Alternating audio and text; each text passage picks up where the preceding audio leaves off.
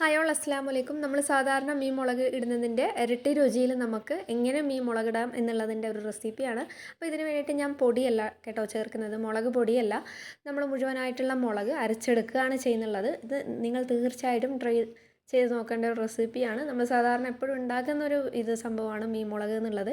അപ്പോൾ എപ്പോഴും നല്ല രുചിയിൽ കഴിക്കാൻ പറ്റിയാൽ അതൊരു നല്ല കാര്യമല്ലേ. അപ്പോൾ എന്തായാലും എല്ലാവരും ട്രൈ ചെയ്ത് നോക്കുക. നമ്മുടെ ചാനൽ ഇതുവരെ സബ്സ്ക്രൈബ് ചെയ്യാത്ത ആൾക്കാരുണ്ടെങ്കിൽ ഒന്ന് സബ്സ്ക്രൈബ് ചെയ്തിട്ട് സപ്പോർട്ട് ചെയ്യണേ. അപ്പോൾ നമുക്കിതെങ്ങനെയാണ് ഉണ്ടാക്കുന്നതെന്ന് നോക്കാം. അതിന് വേണ്ടിയിട്ട് ഇപ്പം ഞാനൊരു ചെറുനാരങ്ങ വലുപ്പത്തിൽ കുറച്ച് പുളി എടുത്തിട്ട് ആദ്യം തന്നെ കുതിർത്ത് വെക്കുന്നുണ്ട്. ഇനിയിപ്പോൾ 1/2 കിലോ മത്തി കഴുകി വൃത്തിയാക്കി എടുത്തിട്ടുണ്ട്.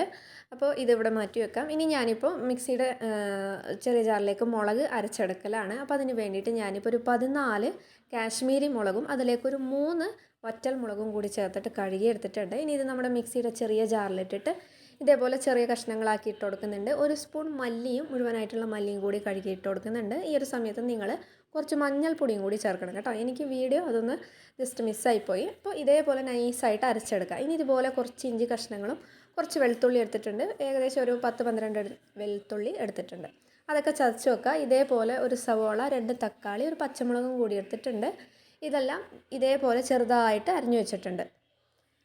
ഇതേപോലെ ചെറുതായിട്ട് തന്നെ അരിഞ്ഞെടുക്കുക. എല്ലാം സെപ്പറേറ്റ് മൂച്ചിട്ട് വെക്കുക കേട്ടോ. ഉള്ളി നമ്മൾ ആദ്യം ചേർത്ത് വാറ്റുന്നത് കൊണ്ടാണ് അങ്ങനെ പറഞ്ഞത്. ഇനി അടുപ്പത്തൊരു മൺചട്ടി വെച്ച് കൊടുത്തിട്ട് വെളിച്ചെണ്ണ ഒഴിച്ച് കൊടുത്തിട്ടുണ്ട്. എണ്ണ ചൂടായി വന്നാലും ഞാനിതിപ്പോൾ ഇതിലേക്ക് 1.5 സ്പൂണോളം കടുക് ചേർത്ത് കൊടുക്കുന്നുണ്ട്.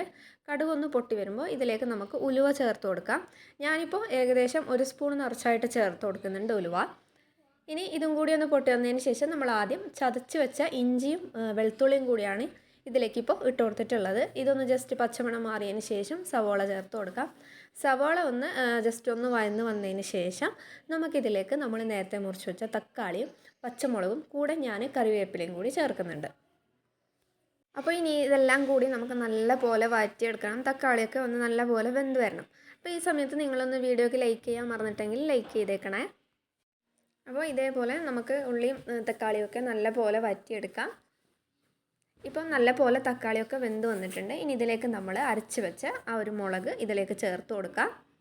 അപ്പം ഞാൻ ആ മുളക് മുഴുവനായിട്ട് തന്നെ ചേർത്ത് കൊടുത്തിട്ടുണ്ട്. നമ്മൾ 1/2 കിലോ മത്തിക്ക് ഇത് ഏകദേശം കറക്റ്റാണ്.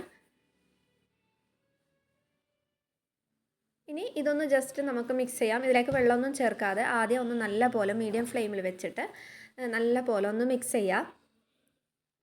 ഇനി ഇതിലേക്ക് നമ്മൾ നേരത്തെ കുതിർത്ത് വെച്ച പുളിയുടെ നീര് ഒഴിച്ചു കൊടുക്കാം. എന്നിട്ട് ഒന്നും കൂടി നല്ല പോലെ മിക്സ് ചെയ്യാം.